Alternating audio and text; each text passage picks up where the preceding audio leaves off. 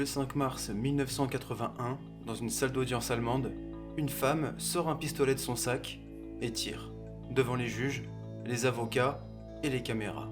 Elle abat de sang-froid l'homme accusé d'avoir enlevé et tué sa fille. Cette femme, c'est Marianne Bachmeier, et cette petite fille, c'était Anna, elle avait 7 ans.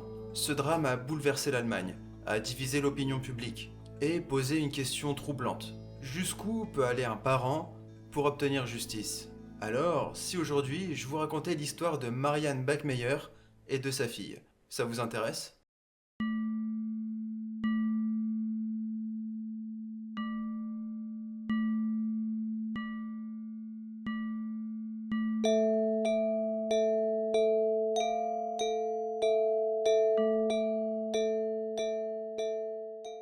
Marianne Bachmeier naît le 3 juin 1950 à Stardet, petite ville de Basse-Saxe, issue d'une famille de réfugiés fuyant l'Est prusse après la guerre. Elle grandit dans un foyer conservateur, fortement religieux, où domine un père, ancien membre de la Waffen-SS. Cet homme sombre dans l'alcoolisme, fréquente assidûment les bars et devient un tyran domestique, rendant le climat familial lourd et instable. Mais le mariage parental éclate, et la mère de Marianne se remarie. Mais son beau-père s'avère particulièrement violent, rabaissant, et la menace très souvent. Et bientôt, pour s'assurer que Marianne reste bien à sa place, il va la foutre dehors. À 16 ans, en 1966, Marianne tombe enceinte pour la première fois. Elle devient mère d'un premier enfant qu'elle place immédiatement à l'adoption. À 18 ans, elle tombe une nouvelle fois enceinte. Moins de temps avant cet accouchement, elle est victime d'agressions sexuelles et donne donc naissance à un second enfant qui lui aussi sera placé à l'adoption. Ces traumatismes successifs, grossesse juvénile, viol, perte, la marquent profondément. À 22 ans, en 1972, Marianne rencontre un homme travaillant avec elle au pub Tipasa à Lübeck. Elle tombe enceinte pour la 3e fois.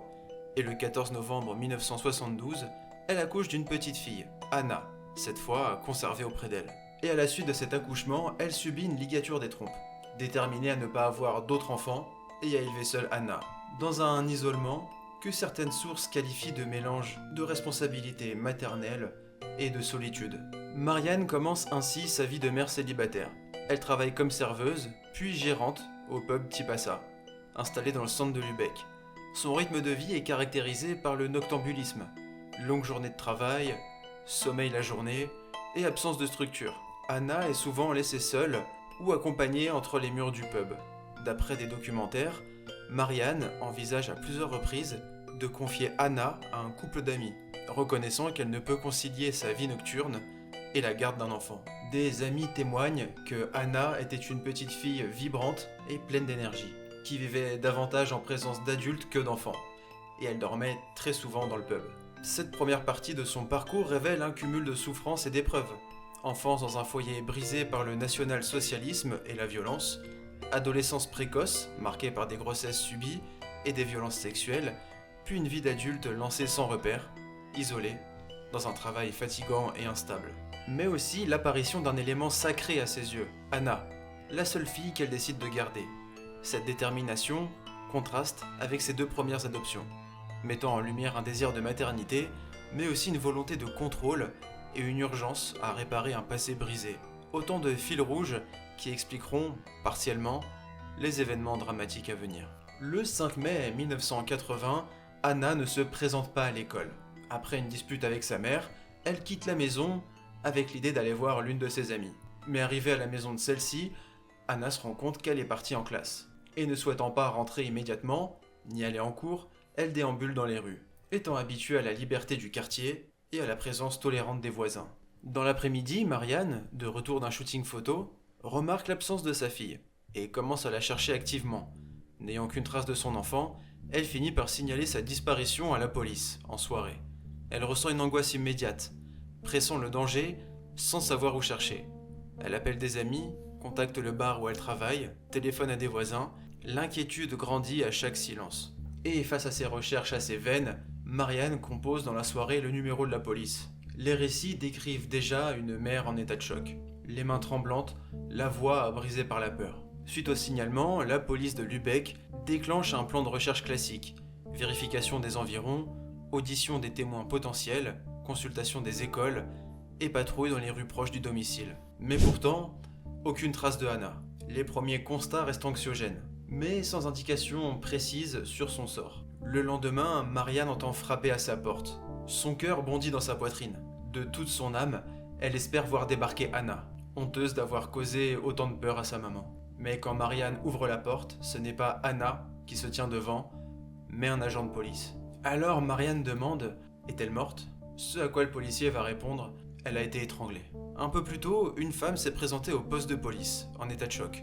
Son fiancé, un certain Klaus Grabowski, lui aurait avoué avoir tué une petite fille. Aux alentours de 23h, alertée, la police se dirige vers l'un des bars de la ville, le Zolln, où se trouve Grabowski. Il est arrêté alors qu'il se trouve encore à l'intérieur.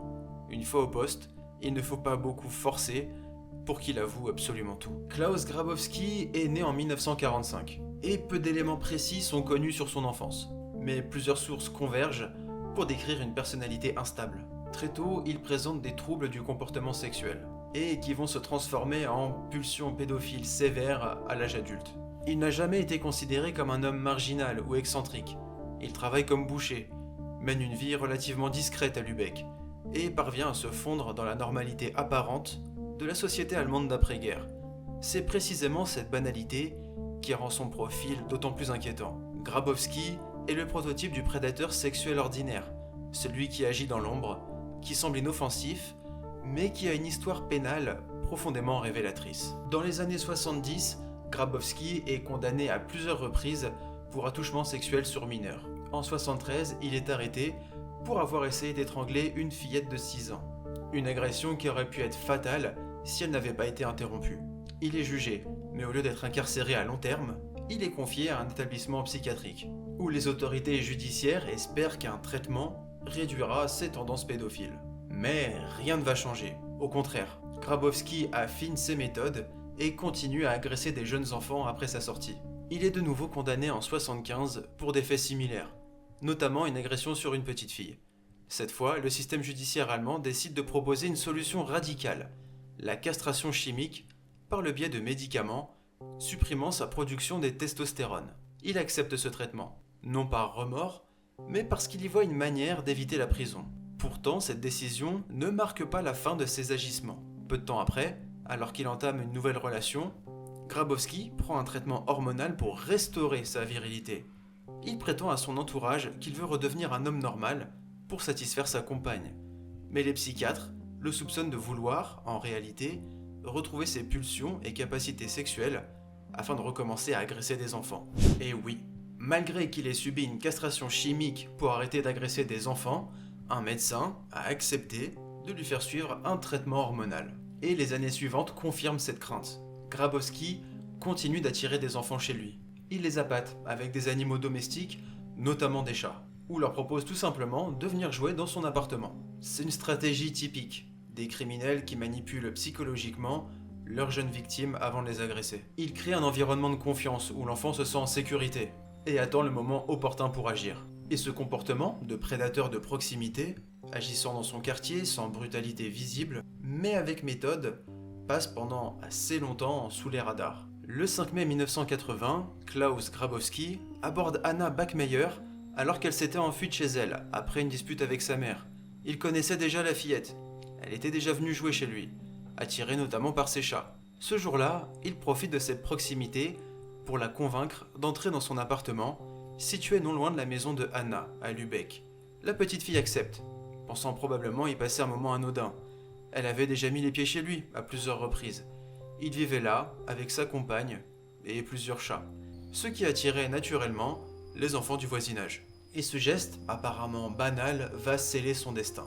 Lorsque Grabowski aperçoit Anna, il n'y voit pas une simple fillette. Il y voit une opportunité. En quelques mots, il l'invite à entrer chez lui. Le ton est doux, presque paternel. Il lui propose de venir voir les chats, de se reposer, peut-être même de boire quelque chose. La fillette, qui l'a déjà côtoyée, n'a aucune raison de se méfier. Elle entre et la porte se referme derrière elle. De ce que l'on sait, Anna joue effectivement avec les chats. Klaus, lui, est sous l'effet de l'alcool. Je n'ai pas trouvé de source nécessaire afin de savoir s'il a eu des comportements abusifs envers Anna, même s'il est assez évident que cela lui a traversé l'esprit. Mais très vite, la situation bascule. Grabowski sait qu'il ne devrait pas y avoir un enfant seul chez lui. Il a été condamné à plusieurs reprises pour des faits similaires. Il sait ce qu'il risque. Et il commence à paniquer. Anna veut rentrer chez elle. Il sait qu'elle pourrait parler. Elle le connaît. Elle est capable de le décrire, le nommer et l'impliquer. C'est là que la peur cède la place au calcul. Grabowski réfléchit, pèse ses options. Il ne veut pas retourner en prison. Il l'a déjà fait. Et il a peur d'y retourner à vie. Il se souvient de ses traitements passés, de la castration chimique, de la surveillance judiciaire. Il pense qu'il n'a pas d'issue. Alors, il prend une décision qui va bouleverser le pays. Le déroulé précis des événements qui se passent chez Grabowski reste partiellement scellé dans les archives judiciaires. Mais ce que l'on sait, c'est que dans les heures qui suivent, Anna est tuée.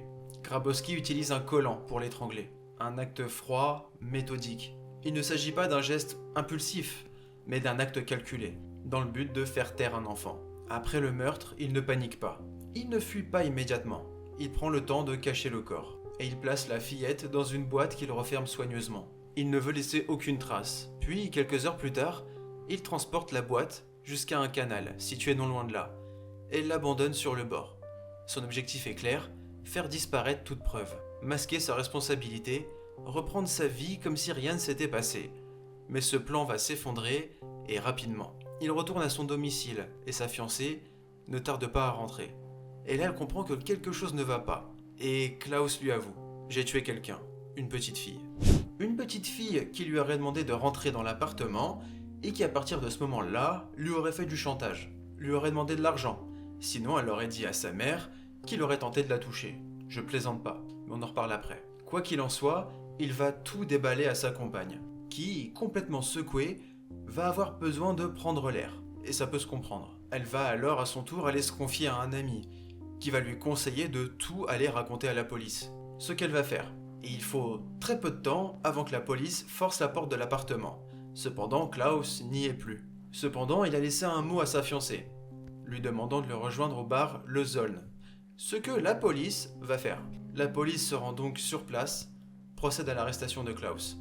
Et il ne faut que très peu de temps avant qu'il ne déballe absolument tout. Dès les premières heures, il reconnaît avoir tué Anna, tout en niant catégoriquement l'agression sexuelle. Sa version surprend par son cynisme. Il affirme que Anna aurait tenté de le faire chanter, prétendant qu'il l'avait déjà touchée.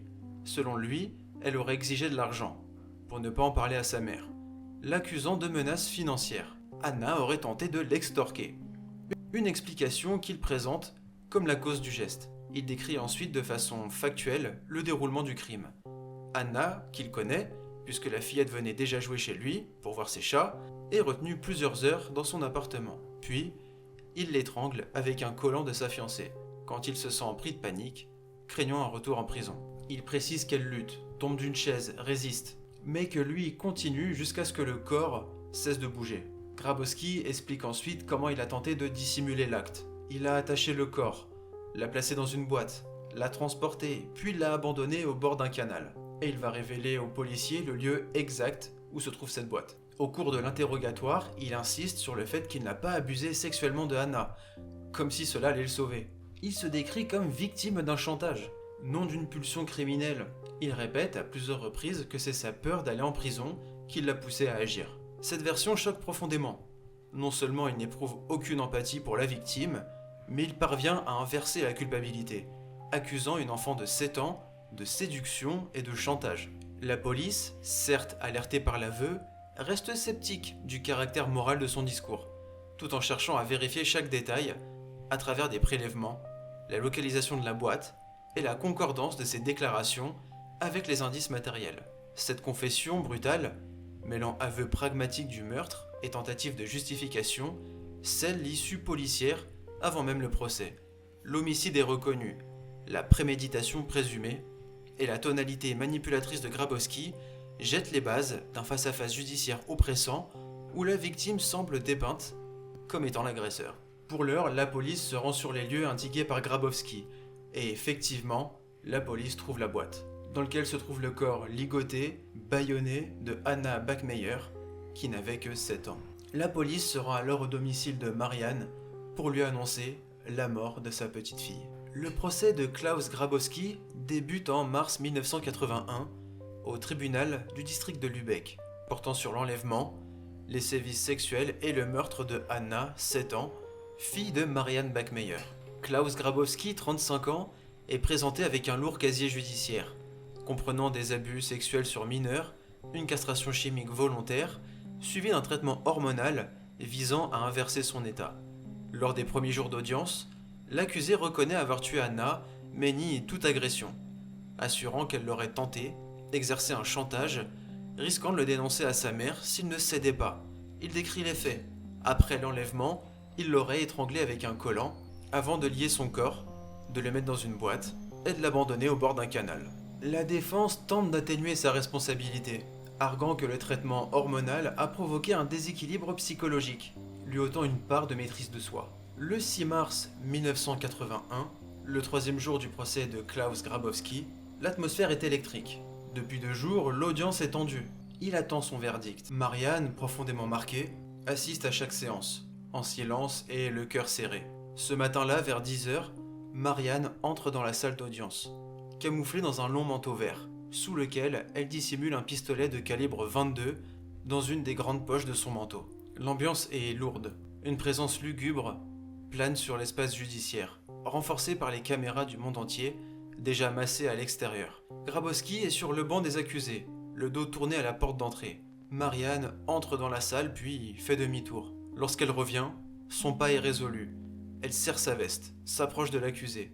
Elle poursuit sa route vers Grabowski, braque le pistolet dans son dos puis, de manière implacable et méthodique, elle tire 8 coups, dont 7 touchent directement Grabowski, qui s'écroule presque instantanément. Les balles sont explosives dans la banalité du tribunal. Au son des détonations, le silence s'abat. Pas de fuite, pas de panique, Marianne est étrangement calme, le regard toujours fixé sur Grabowski. Elle ne tente pas de se défendre. Elle attend, stoïque, et les forces de l'ordre interviennent. Ils la menottent, sans résistance, et la conduisent hors de la salle. La fusillade met un terme brutal au procès de Klaus Grabowski, mais déclenche immédiatement un autre procès, celui de Marianne Bachmeier. Et les médias du monde entier s'enflamment. Débats passionnés, manifestations de soutien ou de rejet qui s'abattent sur l'Allemagne, faisant d'elle une figure de vengeance maternelle contre un système judiciaire jugé défaillant. Le procès de Marianne, donc, débute le 2 novembre 82 au même tribunal de Lübeck. Elle est d'abord poursuivie pour meurtre, mais la qualification est retombée en homicide involontaire, la défense mettant en avant sa détresse émotionnelle extrême et la nature spontanée de l'acte. Pendant 28 jours, l'audience se concentre sur son état psychologique, le traumatisme subi et l'échec du système à protéger sa fille. Le 2 mars 83, elle est déclarée coupable d'homicide involontaire et de possession illégale d'armes à feu. Elle est condamnée à 6 ans de prison, peine aménagée par le crédit de la détention provisoire. Puis, après sa peine, elle s'installe au Nigeria, se marie, puis déménage en Sicile. Elle meurt en 1996, atteinte d'un cancer du pancréas. Elle est inhumée aux côtés de sa fille Anna à Lübeck. L'histoire de Marianne Bachmeier, c'est celle d'une femme brisée, une mère brisée, qui a fait ce que beaucoup n'oseraient même pas imaginer. Pour certains, elle s'est comportée en héroïne. Pour d'autres, elle a franchi une limite dangereuse. Mais une chose est sûre, ce qu'elle a fait ce jour-là dans ce tribunal a marqué l'histoire. Pas seulement comme un fait divers, mais un cri de douleur, de rage, le cri d'un amour maternel. Et vous, qu'auriez-vous fait à sa place? Merci d'avoir regardé la vidéo du jour. Si celle-ci vous a plu, je vous invite à laisser un like, un commentaire constructif, à vous abonner et à voir les autres vidéos de la chaîne. Et sur ce, les amis, moi je vous dis à très bientôt pour de nouvelles vidéos.